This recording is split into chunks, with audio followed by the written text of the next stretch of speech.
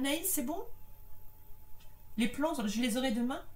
Super. Bah écoute, je vois avec l'imprimeur. Et puis on verra bien ce que ça donne. Allez, la Baba Yaga, c'est parti.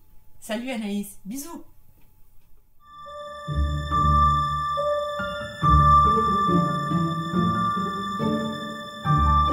La société Catherine Sylvestre, bon, enfin c'est simple et pas simple à la fois.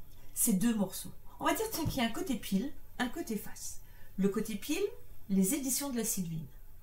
Qu'est-ce que c'est que les éditions de la Sylvine? Une petite maison d'édition qui n'est consacrée qu'à moi, Catherine Sylvestre. Tu me diras, pourquoi une maison d'édition qui n'est consacrée qu'à toi?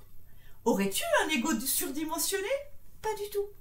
Cette société me permet de publier ce qu'il y a dans ma tête.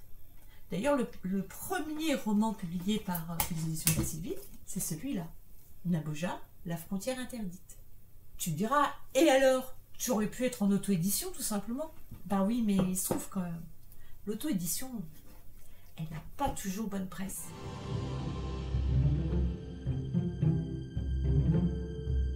Tout simplement parce que l'auto-édition renvoie une image qui n'est pas toujours positive des auteurs. Et moi, je voulais qu'on voit d'abord la professionnelle que je suis, et pas un amateur comme on voudrait pouvoir le faire croire.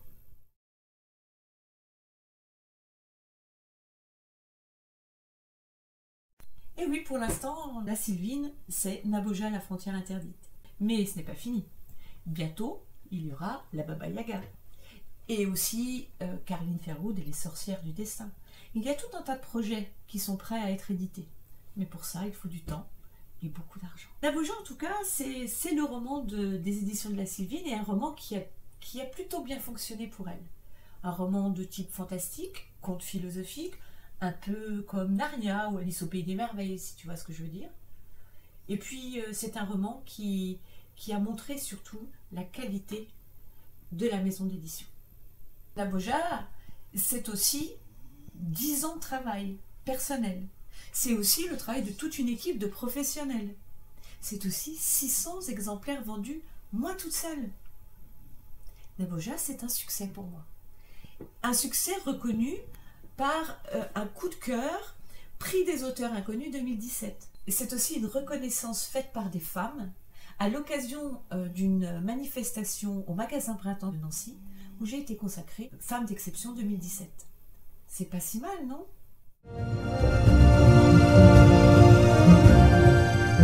C'est quoi la Baba Yaga? Mais la Baba Yaga, c'est un conte russe, mais hyper célèbre.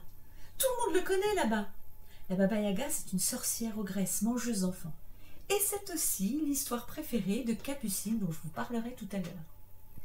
Il se trouve que moi, Catherine Jolibois-Sylvestre, j'ai l'intention de publier le conte La Baba Yaga au mois de décembre. À savoir aussi quand même que je propose des interventions en école à partir de thèmes qui sont au cœur du roman. La différence, l'acceptation de soi et le harcèlement scolaire. Sans oublier tous les projets qui n'attendent que d'être lancés. Une série pour les jeunes adultes, Caroline Ferraud et les sorcières du destin. Une autre pour les tout petits, Mimi Chouette-Ouf, Chouette elle arrive, ouf elle repart. Et puis la suite de Naboja. Et enfin, une série de contes dont le premier sera la Baba Yaga.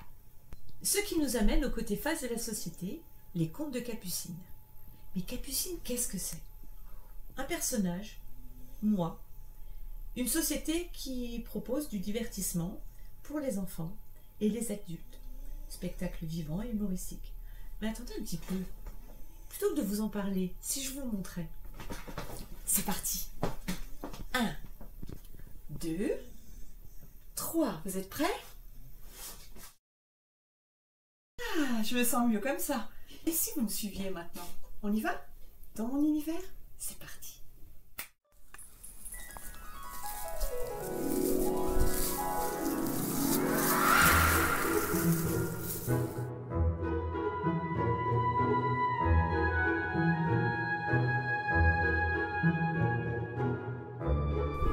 Quand je tape une fois, les bouches se ferment et les oreilles s'ouvrent.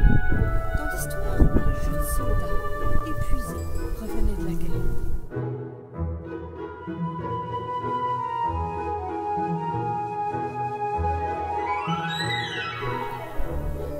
le jeune homme se demanda d'où venait le bruit, il chercha, et devinez quoi? Il rencontra une vieille femme. La vieille femme était vraiment étrange, d'une laideur absolue. Il demanda un petit service qu'il se fit plaisir de lui rendre. Il était comme ça, ce soldat. Je vous passe les détails. Il change totalement d'attitude.